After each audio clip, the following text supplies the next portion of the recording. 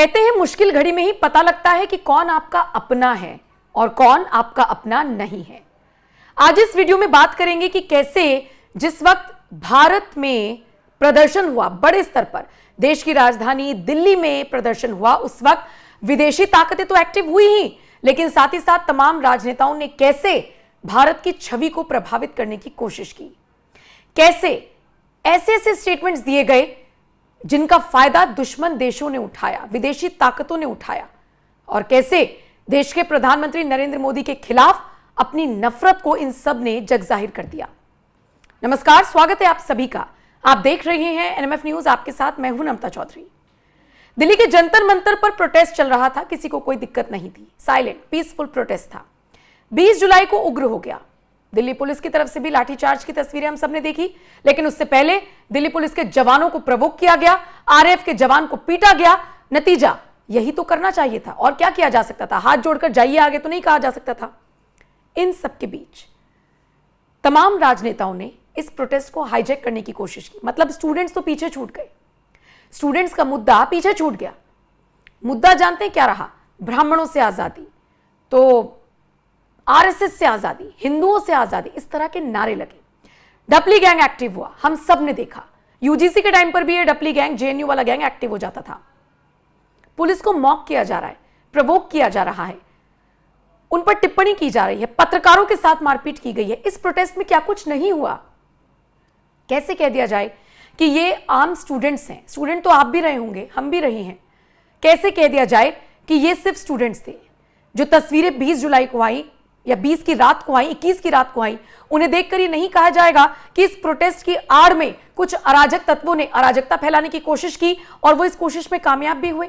हद तो तब हो गई जब भारत के ही कुछ संतों ने तमाम राजनीतिक दलों की भाषा बोलना शुरू कर दिया। अविमुक्तेश्वरानंद का मैं जिक्र कर रही हूं। शंकराचार्य अविमुक्तेश्वरानंद अक्सर योगी आदित्यनाथ पर तंज कसते हुए नजर आते हैं। आपने देखा महाकुंभ के दौरान का वो पूरा विवाद, जिसमें उन्होंने योगी के असली और नकली हिंदू होने पर चैलेंज कर दिया था। बहुत लंबा चला उनका वो विवाद, अभी शांत है।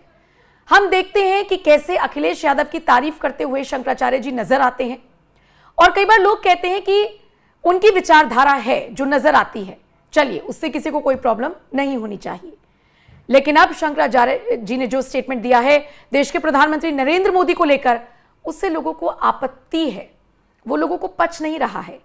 और ये बात मैं नहीं कह रही, सोशल मीडिया पर कमेंट किए जा रहे हैं, सोशल मीडिया पर लोग इस पर रिएक्शंस दे रहे हैं।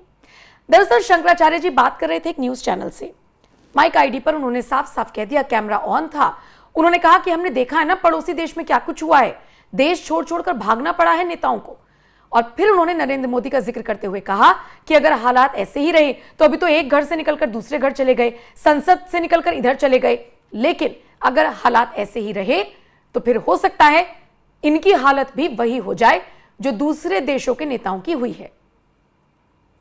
अब यह स्टेटमेंट आया अविमुक्तेश्वरानंद की तरफ से नरेंद्र मोदी के लिए, मोदी सरकार के लिए, तो लोगों को यह पचा नहीं। लोगों को लगा कि यह स्टेटमेंट क्यों? आप स्टूडेंट्स के साथ खड़े हैं, अच्छी बात है, आप उनके मुद्दे को उठा रहे हैं, अच्छी बात है।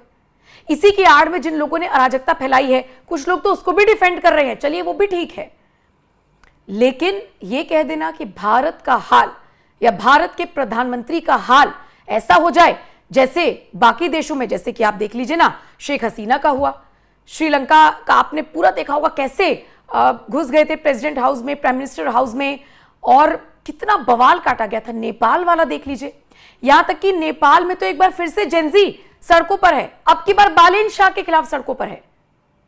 तो मतलब सरकार का एक बार झुकना और एक बार तख्ता पलट होना गलत हो गया नेपाल में। तो अब सोचिए, यहां पर भी धर्मेंद्र प्रधान का इस्तीफा लेने के लिए सरकार इसीलिए तो तैयार नहीं है। आज उनका इस्तीफा ले लें, कल को आप किसी और का मांगोगे, कल को E20 पर गडकरी को घेर दोगे, तो सरकार चलाई कैसे जाएगी? बहरहाल फिलहाल तो जो पूरा घटनाक्रम इस वक्त देश में चल रहा है, उन सबके बीच शंकराचार्य अविमुक्तेश्वरानंद का यह स्टेटमेंट लोगों को रास नहीं आ रहा। आप सोचिए, कुछ लोग समर्थन कर रहे हैं, नो डाउट, लेकिन कुछ लोगों का कहना है कि सर इससे अच्छा तो आप ये सारी चीजें छोड़ दीजिए जो आप कर रही हैं, बल्कि आप एक राजनेता के तौर पर एंट्री कर लीजिए राजनीति में। ये सब सलाह उनको दी जा रही है। फिलहाल इस खबर पर और जो स्टेटमेंट उनका आया है, नरेंद्र मोदी को लेकर। इस पर आप क्या राय रखते हैं? आप अपनी राय कमेंट सेक्शन में जरूर दीजिएगा। लेकिन जाते जाते मुझे लगता है कि आपको वो स्टेटमेंट नरेंद्र मोदी का भी सुनना चाहिए जिसमें उन्होंने जेनजी को अपनी बात उनके सामने पहुंचाई है, जिसमें उन्होंने कहा है कि पेपर लीक करने वालों के खिलाफ हम कड़ी कार्रवाई करेंगे, जिसमें नरेंद्र मोदी मित्रों से सीधा फ्रेंड्स पर आ गए हैं। 3 मिनट का उनका वो वीडियो है। निहाल, अगर आप वो प्ले कर सकते हैं तो जाते जाते हम उस वीडियो को सुनवाएंगे, क्योंकि उस वीडियो पर लगभग 328 मिलियन व्यूज आए हैं, जो बताने के लिए काफी है कि उस वीडियो को कितना देखा गया है। जाते जाते नरेंद्र मोदी का स्टेटमेंट सुनिए और फिर नरेंद्र मोदी पर अविमुक्तेश्वर ने जो कुछ भी कहा है उस पर आपकी क्या राय है, कमेंट सेक्शन में जरूर बताइएगा। फ्रेंड्स, मैं जानता हूं कि पेपर लीक ये कोई मामूली विषय नहीं है। लाखों विद्यार्थी और उनके अभिभावकों के लिए बहुत ही पीड़ादायक है, और इसलिए पेपर लीक घटना से अब तक पिछले 2.5 महीनों में अनेक विहित कदम उठाए गए, गुनहगारों को पकड़ा गया है, वे जेल में पड़े हैं। हमारा सबसे महत्वपूर्ण जिम्मा था कि विद्यार्थियों का 1 वर्ष बर्बाद न हो। तत्काल परीक्षाएं लेना बहुत जरूरी था। सरकार ने अभी पूरी शक्ति का उपयोग करके कम से कम समय में 22 लाख जितने विद्यार्थियों के एग्जाम हो जाएं, इसका प्रबंध किया। और अभी 5-6 दिन पहले 19 तारीख को रिजल्ट भी आ गया, और देश भर में उत्तीर्ण हो गए विद्यार्थियों की खुशियों की खबरें भी आ रही हैं। लेकिन हम वहां पर संतोष मानने वाले लोगों में से नहीं है, और इसलिए मैंने आज फास्ट ट्रैक कोर्ट के लिए विभागों को निर्देश दिए थे। आज विभागों ने लगातार मेहनत करके देर रात मुझे मुसद्दा भी दे दिया। फास्ट ट्रैक कोर्ट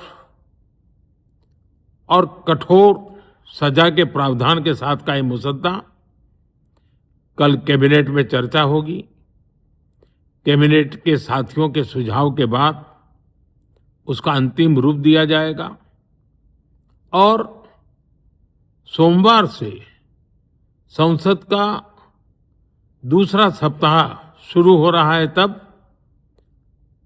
जल्द से जल्द उस बिल को सदन में पारित कराने का प्रयास किया जाएगा।